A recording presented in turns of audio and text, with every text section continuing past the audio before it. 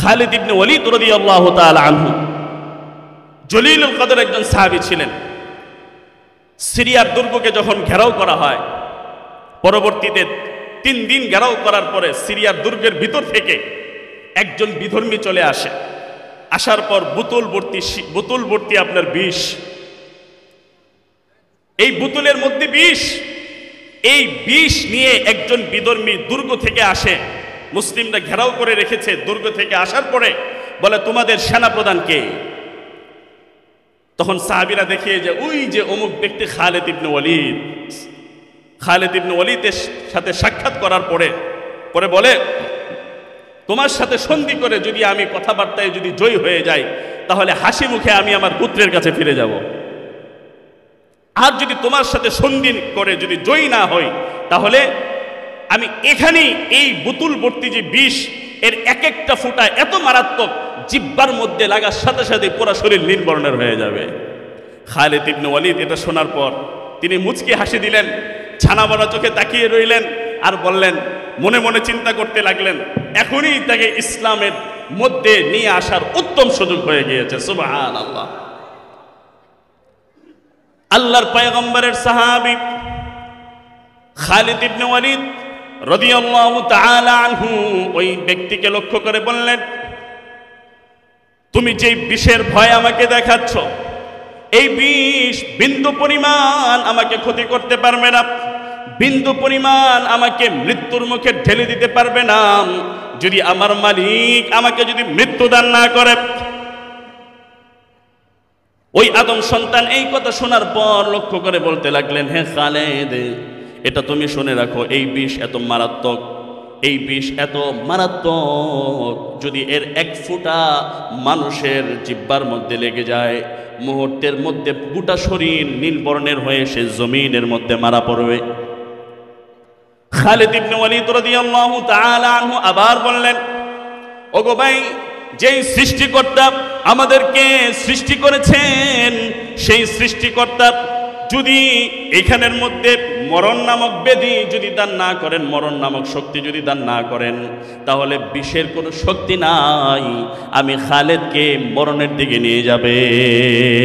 ওই আদম সন্তান আবার সতর্ক করলেন, কিন্তু খালিদ তখন বললেন, আমাকে তোমার বোতল ভর্তি বিষ দান করো, আমি এখনই তোমার সামনে বিষ পান করব।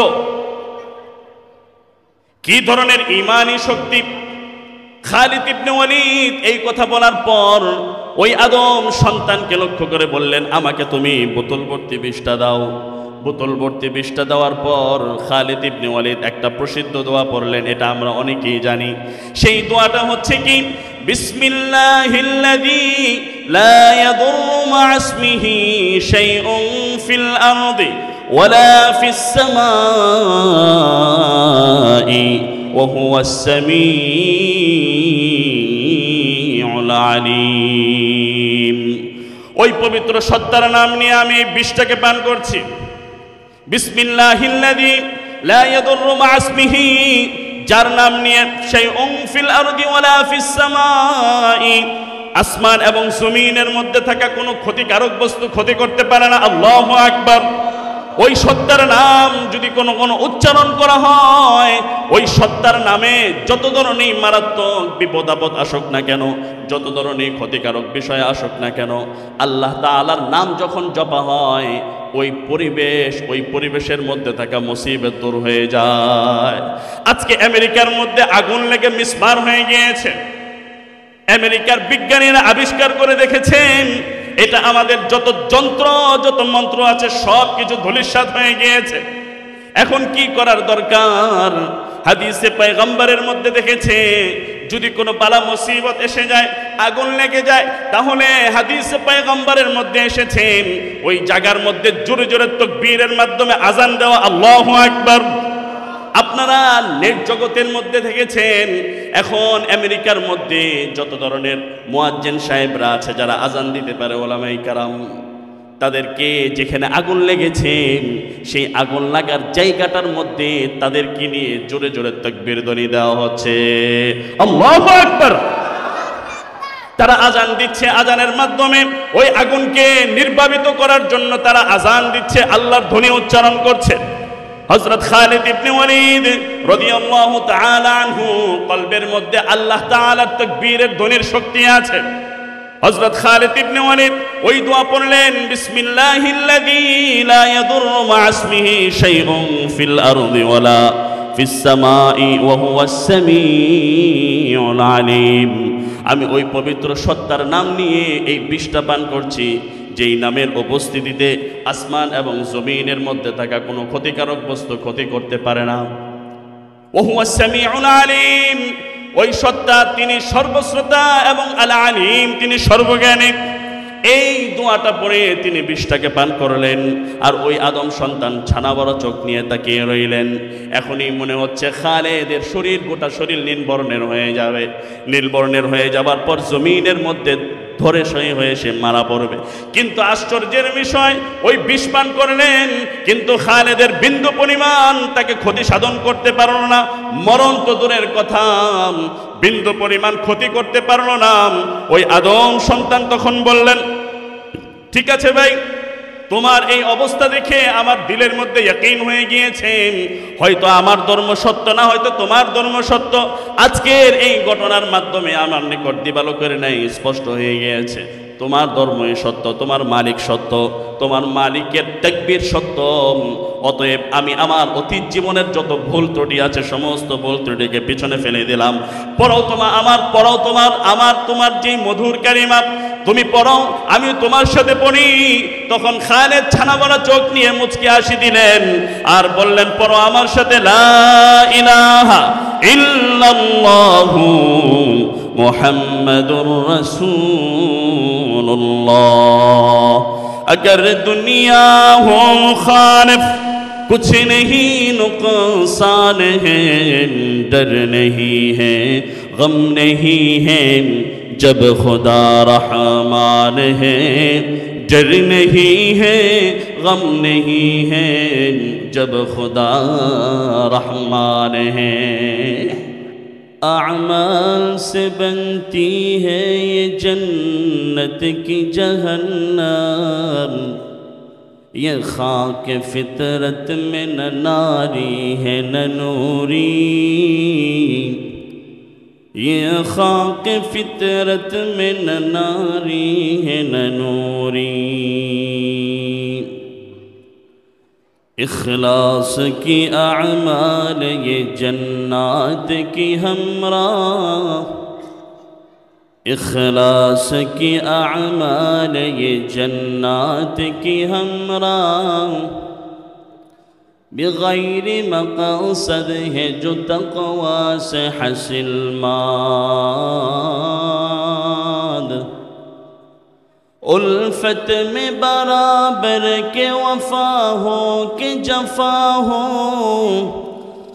उल्फत में बराबर के वफा हो के जफा हो, हर चीज़ में लज़्ज़त है अगर दिल में मज़ा हो, हर चीज़ में लज़्ज़त है अगर दिल में मज़ा हो।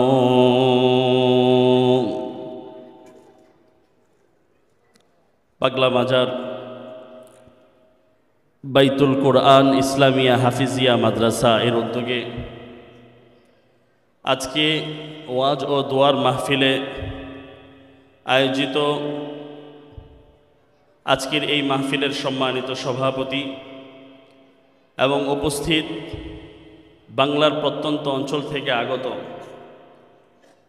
মুসলিম ভাইয়েরা, পর্দার অন্তরালে শ্রবণনাতা মা ও বোনেরা, গভীর রাত পর্যন্ত কথা বলা এটা চিকিৎসা বিজ্ঞানের আলোকেও এটা ক্ষতিকারক, পাশাপাশি এটা একজন মুসলিমের জন্যই শুধু নয়, আশরাফুল মাখলুকাতের জন্য আল্লাহ প্রদত্ত যেই একটি নিয়ামত ঘুম, সেই ঘুমেরও মারাত্মক পর্যায়ের ব্যাঘাত সৃষ্টি হয়। তো দীর্ঘ রাত অবধি কথা বলা এটা ঠিক নয়। তাই আল্লাহ তাআলার যদি তৌফিক হয়, অল্প সময়ের মধ্যে গুরুত্বপূর্ণ কিছু কথা আমি আপনাদের নিকট আরজ করব। তাই আমরা কেউ কথাবার্তা না বলি, এদিক সেদিক আমরা না তাকাই। আমরা সকলেই যিনি কথা বলছেন এখানে বসে তার দিকে আমরা মুতাওয়াজ্জি হয়ে যাই। ইনশাআল্লাহ আমরা সকলেই পারবো না? ইনশাআল্লাহ। ভূমিকা ছাড়াই মূল আলোচনার দিকে আমি চলে যাব। একজন মানুষের জীবনের পরিপূর্ণতা তখনই ফুটে ওঠে যখন তার মধ্যে মৌলিক 4টা দিক খুঁজে পাওয়া যায়। কয়টা দিক? 4টা দিক। 1 নাম্বার জামাল, সৌন্দর্য। সৌন্দর্য কোনো ব্যক্তির মধ্যে যদি খুঁজে পাওয়া যায়, এই ব্যক্তির প্রতি স্বাভাবিকভাবে অন্য ব্যক্তি, অন্য মানব তার প্রতি আকৃষ্ট হয়। 2 নাম্বার হচ্ছে কামাল, পূর্ণাঙ্গতা, গুণাবলীর দিক দিয়ে। যেরকম একজন মানুষ যদি দেখতে শুনতে অসুন্দরও হয়, গুণাবলীর দিক দিয়ে, আচার আচরণের দিক দিয়ে, স্বভাব চরিত্রের দিক দিয়ে, কথাবার্তার দিক দিয়ে যদি বিনম্র হয়, আদবওয়ালা হয়, শিষ্টাচার সম্পন্ন যদি হয়, সে যদি কালা কুচকুচেও যদি হয়, তাকেও মানুষ বুকের সাথে মিলিয়ে নেয়। ঠিক না বেঠিক? 2 নাম্বার। 3 নাম্বার আপনার কারাবাত, আত্মীয়তা। আপনার নিকট আত্মীয়র মধ্য থেকে সবচেয়ে বেশি যে আপনার নিকটের, স্বাভাবিকভাবে তার প্রতি আপনি আকৃষ্ট হবেন। যেরকম আপনার সন্তান, আপনার পিতা, আপনার মাতা। 4 নাম্বার আপনার ইহসান।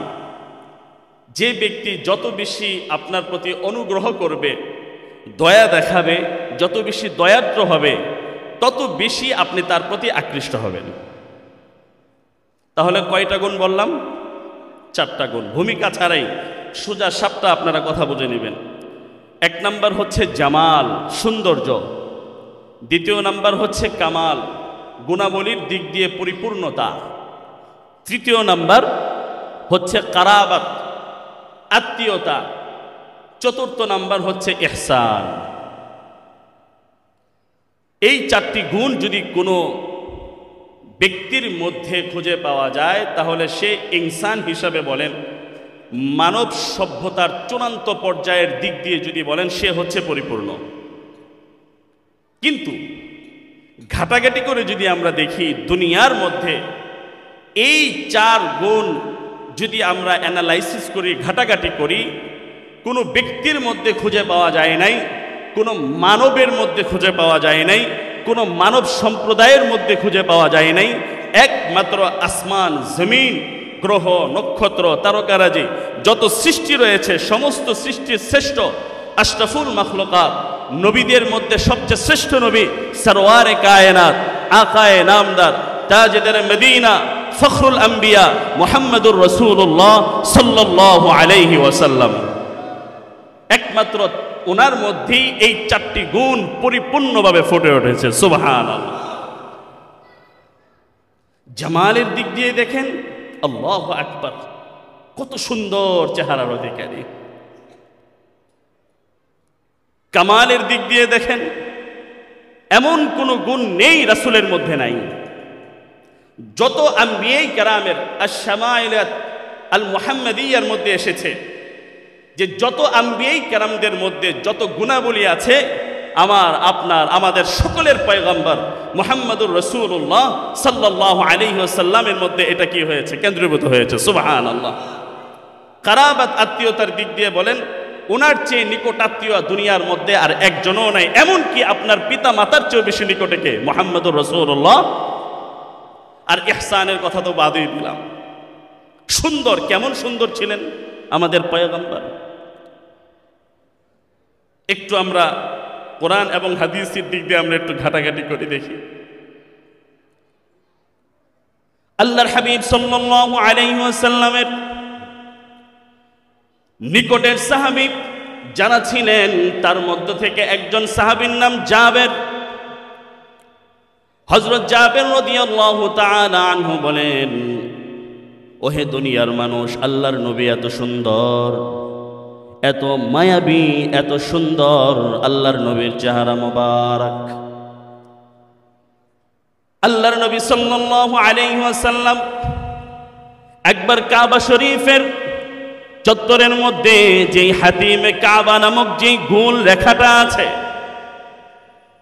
ওর পাশে মুহাম্মাদুর রাসূলুল্লাহ সাল্লাল্লাহু আলাইহি ওয়াসাল্লাম বসে আছেন। ওই সময় আসমানে উত্থিত চন্দ্র উদিত হয়েছে, 14 তারিখের যেই চন্দ্র। আল্লাহর হাবিব সাল্লাল্লাহু আলাইহি ওয়াসাল্লাম মুরাকাবার মধ্যে বসে আছেন। হযরত জাবের রাদিয়াল্লাহু তাআলা আনহু গুটি গুটি পায়ে কাবার চত্বরে তিনি কাবা শরীফের দিকে ধেয়ে আসছেন। হঠাৎ করে কাবা শরীফের অদূরে থাকা একটা আলোক বিভা উদ্ভাসিত হয়ে যায়। জাবের গুটি গুটি পায়ে নিকটে যত যায় তত বেশি আলোকরাজি উদ্ভাসিত হতে থাকে। সুবহানাল্লাহ। ওই সময় আসমানের দিকে তাকান, আসমানের দিকে তাকিয়ে দেখে চন্দ্রটা জ্যোৎস্নাময়ী আলোক দান করছেন। একবার চাঁদের দিকে তাকায়, আরেকবার মুহাম্মাদের চেহারার দিকে তাকায়, একবার মুহাম্মাদের চেহারার দিকে তাকায়, আরেকবার আসমানে উদিত চন্দ্রের দিকে তাকায়। জাবের বলেন, আমি আমার নফসের মধ্যে, কলবের মধ্যে যুদ্ধ শুরু হয়ে গেল, কাকে আমি সুন্দর বলবো? আল্লাহু আকবার। আমার পয়গম্বর কি সুন্দর, নাকি আসমানে উদিত সেই চন্দ্র সুন্দর? দুই দিকে আমি তাকালাম, দুই দিকে আমি লক্ষ্য করলাম, কিন্তু দুই সত্তার দিকে আমি তাকালাম। পরিশেষে আমার নফস, আমার কলবি ফতোয়া দান করলো, আমার কলবি সমাধান দিয়ে দিল। আসমানে উদিত যেই চন্দ্র, সেই চন্দ্রের আলোর চেয়েও আমার নবী, আমার পয়গম্বর, আমার কলিজার টুকরো মুহাম্মাদের চেহারা তার চেয়েও বেশি সুন্দর।